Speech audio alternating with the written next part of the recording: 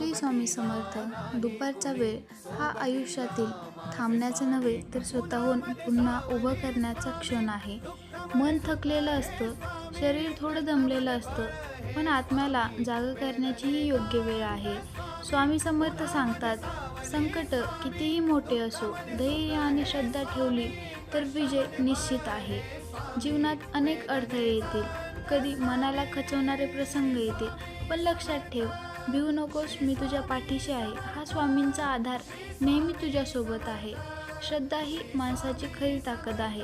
कष्ट हे त्याचं खऱ्या अर्थाने पूजन आहे आणि संयम हा स्वामींचा कृपेचा दरवाजा उघडतो. म्हणून दुपारच्या या शांत क्षणात स्वतःला सांगा, मी कितीही थकलो तरी मी हरलेलो नाही. स्वामींचा आशीर्वाद माझ्या प्रत्येक श्वासात आहे आणि हा आशीर्वाद मला यश, धैर्य आणि शांतता देणारा आहे. श्री स्वामी समर्थ.